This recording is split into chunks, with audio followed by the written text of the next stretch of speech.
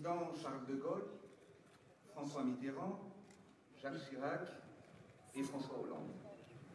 Cela marque votre volonté et engagement personnel à renforcer les liens d'amitié entre Madagascar et la France et d'accompagner les projets de transformation et de développement de Madagascar. Comme à l'accoutumée, nos échanges se sont déroulés dans un esprit de respect et de partenariat. D'ailleurs, je me réjouis des nombreux protocoles d'accords signés. 3 priorités fondamentales pour Madagascar ont été abordées. Tout d'abord, la transformation agricole et le rôle stratégique que peut jouer la France dans l'atteinte de cet objectif. Pour renforcer notre souveraineté alimentaire, valoriser nos terres et améliorer les conditions de vie de nos paysans, nous devons armer de partenaires de confiance et d'un plan d'action concret. Notre objectif est de produire localement tout ce dont la population malagasy a besoin pour atteindre l'autosuffisance alimentaire et de devenir le grenier agricole de la région et du continent africain. Avec 2 millions d'hectares de terres cultivées, il nous reste encore 36 millions d'hectares de terres arables à exploiter.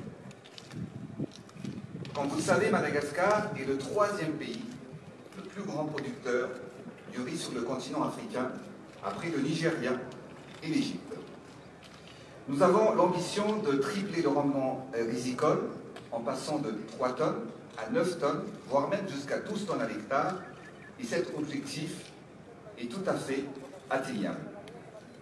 Comme je le répète souvent, l'agriculture est une arme pour combattre la pauvreté. Et ensemble, nous allons y arriver. En ce qui concerne l'énergie, nous connaissons tous les défis auxquels Madagascar fait face, le coût de la production très élevé et le taux d'accès pour la population est très faible. Face à cela, nous avons la ferme volonté d'accélérer notre transition énergétique à travers les énergies renouvelables, l'éolien, les centrales hydroélectriques et les parcs solaires. L'expertise française, conjuguée à nos efforts de modernisation, renforcera la capacité de Madagascar à atteindre, dans les meilleurs délais, un accès universel à une énergie propre, durable et abordable pour toute notre population. Dans cette dynamique de partenariat renforcé, la France s'engage à soutenir ces efforts de transformation verte à Madagascar. La preuve, nous venons de signer l'accord avec le géant de l'énergie française, la société d'entreprise EDF, pour rejoindre le projet Volubé. J'ai également échangé avec le président Emmanuel Macron sur les projets de parcs éoliens dans le nord de l'île, mais surtout le développement du projet hydroélectrique d'Antété-Zabat, qui sera un projet étatique propre et nous permettra de nous affranchir des subventions colossales qui grèvent chaque année le budget de l'État. L'accompagnement de la France sur ce projet est particulier aussi, va marquer et changer la vie des Malagasy. Dans le domaine du transport, la rénovation de la ligne ferroviaire reliant Antananarivo et Tuamas et la dotation en rail roulant pour la ligne Fianarantsoa-Manakar sont essentielles pour la modernisation des infrastructures de transport. Il est important de rappeler que ces 2 lignes historiques ont été créées entre 1901 et 1913 par la France. L'appui de la France pour la modernisation de ces lignes revêt un caractère hautement symbolique. 124 ans plus tard, je serai particulièrement fier que la France, à travers vous, Monsieur le Président, puisse faire renaître cette infrastructure de liaison indispensable à l'économie du pays. Mesdames et Messieurs, Madagascar et la France partagent la même ambition d'une stabilité régionale au niveau de l'Indian Ocean. C'est la raison pour laquelle que nous nous sommes tous deux particulièrement attachés à la préservation de notre environnement et de nos écosystèmes uniques face aux menaces des aléas climatiques. J'ai également partagé avec le président Emmanuel Macron le souhait de restructurer la dette de Madagascar envers la France. Enfin, sur la question des îles éparses, Madagascar et la France se sont résolus à travailler et trouver ensemble une solution sur la question. Et d'ailleurs, nous avons décidé d'un commun accord la tenue de la deuxième session de la commission mixte bilatérale franco-malagasy sur les îles éparses pour le 30 juin prochain à Paris. Monsieur le Président, Mesdames et Messieurs, cette visite d'État marque une étape importante dans la coopération bilatérale France-Madagascar, mais surtout dans la concrétisation des projets qui façonneront l'avenir de Madagascar. Les discussions que nous avons eues ont été fructueuses et prometteuses avec un seul objectif, que tous les projets que nous portons ensemble doivent générer des impacts concrets et durables pour les populations. Ils doivent non seulement répondre aux attentes immédiates, mais aussi tracer des perspectives nouvelles pour les générations futures. Je suis personnellement convaincu que nous allons réaliser nos objectifs ambitieux et l'engagement de la France contribuera à donner un nouvel élan au développement de Madagascar. Enfin, Monsieur le Président, je vous remercie une fois de plus pour votre engagement à soutenir Madagascar dans ses efforts de transformation. Votre présence ici n'est pas seulement un symbole, mais un véritable acte d'amitié et de solidarité. Je vous remercie.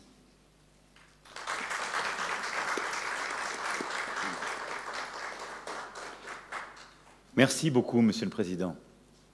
Merci pour l'honneur que vous nous faites de cette invitation à Madagascar en visite d'État. Je tiens ici, au nom de ma délégation et moi-même, à remercier le président Andrazol. Je suis sincèrement heureux d'être ici aujourd'hui sur les hauts plateaux de l'île, à Tananarive, et de pouvoir avoir ces temps d'échange avec vous, comme toujours, vous l'avez dit, avec respect, volonté d'agir ensemble.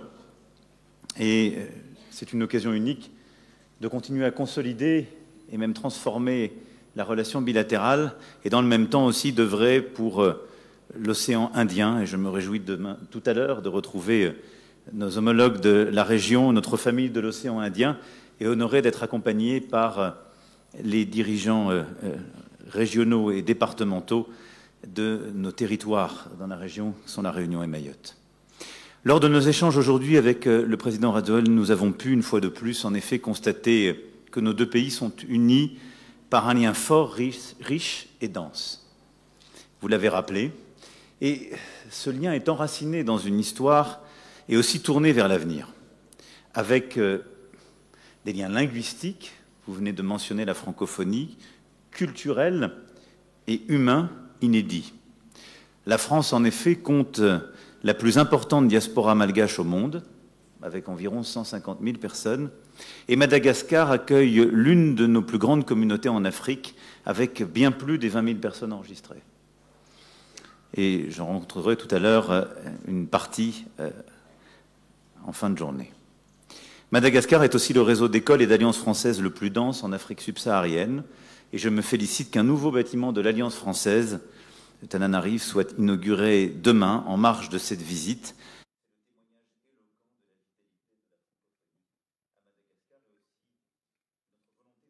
De la francophonie à Madagascar, et aussi notre volonté d'accompagner cette ambition que vous portez. Ces liens ont été parfois, nous le savons, forgés dans la douleur, et nous avons engagé un travail mémoriel de fond pour apaiser les mémoires. La restitution des 3 crânes Sakalav dans quelques mois aura, je le sais, un sens profond. Madagascar devient ainsi le premier pays où sera mise en œuvre notre loi sur la restitution des restes humains de décembre 2023. Et je suis demain matin, donc, où se trouve le dé de la reine qui a été remis par la France en 2020.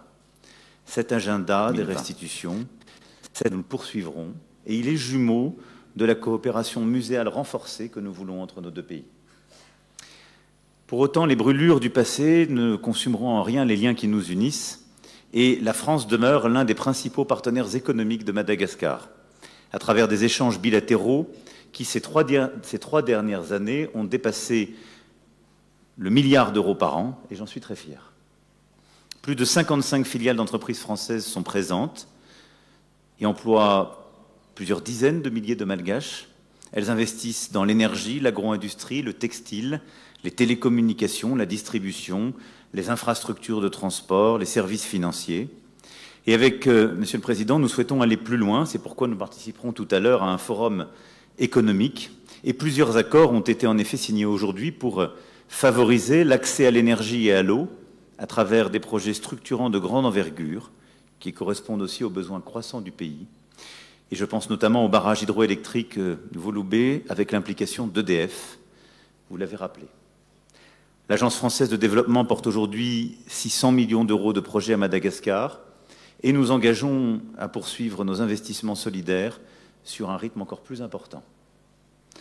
Lors de notre entretien avec Monsieur le Président, nous avons évoqué aussi des pistes nouvelles de partenariat et nous souhaitons en effet consolider une relation stratégique autour des axes que nous avons demandé à nos ministres et à nos services de travailler, l'énergie avec le projet hydroélectrique, mais également les projets d'éolien et de solaire, le train et la voie ferroviaire, au-delà de ce qui a déjà été fait par plusieurs entreprises françaises en termes de connectivité et de transport dans la capitale. C'est la volonté en effet d'améliorer les connexions au sein du pays. Vous avez rappelé cette histoire plus que séculaire entre nous sur ce sujet, dotation de matériel, financement, compétences.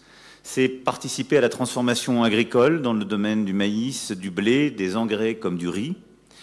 C'est la formation des médecins et de l'ensemble des professions de santé et des professions paramédicales. C'est la coopération universitaire renforcée à travers plusieurs projets de partenariat et un projet de construction d'université de référence à Madagascar. Ce sont les projets que nous poursuivons sur les minerais stratégiques, matériaux critiques et le développement de filières et de production sur votre sol. Et ce sont aussi plusieurs autres projets d'infrastructures civiles que nous avons pu évoquer. Vous le voyez, l'ambition est grande qui, sur la base des accords déjà historiques que nous avons signés aujourd'hui, nous permettra d'aller plus loin encore. Notre partenariat, c'est aussi de répondre aux grands défis de notre temps qui ne connaissent pas de frontières, et en particulier sont ces défis régionaux, qui lient tout particulièrement la France à travers la Réunion et Mayotte avec Madagascar. Nous y répondons ensemble avec tous nos acteurs réunis, l'Agence française de développement, nos organisations scientifiques comme l'IRD, le CIRAD, l'Institut Pasteur ou d'autres associations tournées vers la jeunesse comme France Volontaire, Expertise France ou nombre de nos ONG. Parmi ces grands défis, la réponse aux crises, avec une coopération exemplaire en matière de sécurité intérieure, de défense ou de protection civile. Je pense en particulier aux crises climatiques et je veux saisir cette opportunité pour remercier Madagascar d'avoir fourni à la France un appui après les ravages des cyclones Chido et Garance. Notre ministre d'État qui s'est rendu à chaque fois sur place dans les jours qui ont suivi a pu constater l'extraordinaire coopération de votre pays. Notre coopération de défense aussi, ce sont 150 stagiaires malgaches envoyés en formation en France ou dans les écoles nationales à vocation régionale que nous soutenons en Afrique. Ce sont aussi des exercices interarmés, comme l'exercice naval qui se tient en ce moment même à Majinga, avec 1200 militaires et qui implique tous les pays de la COI, avec l'appui de nos forces à La Réunion, et au total plus de 500 militaires français. Au-delà des Fazoï, nous avons en effet délégué frégates, A400M et donc des moyens militaires supplémentaires. Ce partenariat régional, c'est aussi la santé, la lutte contre le chikungunya qui touche aujourd'hui la Réunion, le VIH, le paludisme, la tuberculose, la vaccination, la lutte pour l'éradication de la poliomyélite. C'est encore la préservation de la biodiversité unique de l'île et de toute la région et la valorisation du patrimoine naturel de Madagascar, le soutien de la France à la Fondation pour les aires protégées et la biodiversité à Madagascar, premier fonds fiduciaire africain pour la nature qui finance le fonctionnement de nombreuses aires protégées du pays, marque cet engagement sur le long terme. Et à ce titre, Monsieur le Président a rappelé que sur le sujet des îles éparses, nous avons décidé de tenir une réunion de la commission mixte franco-malgache pour ouvrir des perspectives communes de développement et de coopération le 30 juin prochain à Paris. Et je veux dire que depuis 2019, nous gérons avec pragmatisme ce sujet. Enfin, c'est également notre volonté au niveau régional de travailler à la sécurité alimentaire, thème que vous avez à juste titre souhaité placer au cœur de ce sommet de la COI et qui va nourrir nombre de coopérations dans toute la région. Enfin, parmi ces défis communs figure bien sûr la préservation de l'océan.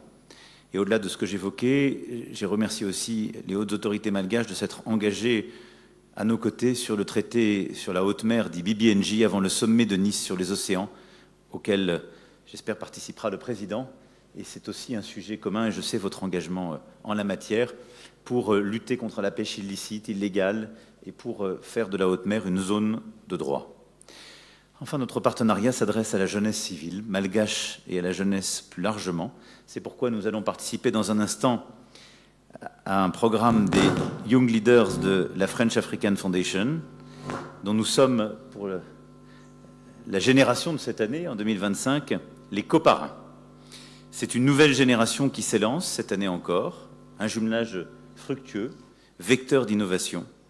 Et je suis très heureux de savoir aussi que la Fondation pour l'innovation et la démocratie a choisi Madagascar pour ouvrir son laboratoire océan Indien, inauguré le mois dernier en présence du professeur Achille Membe, ce qui montre toute la vitalité de notre relation et la vitalité aussi de notre volonté d'un dialogue constant avec la jeunesse du continent. Comment enfin ne pas mentionner la forte mobilisation de nos collectivités territoriales qui s'investissent aux côtés de leurs homologues malgaches depuis des décennies.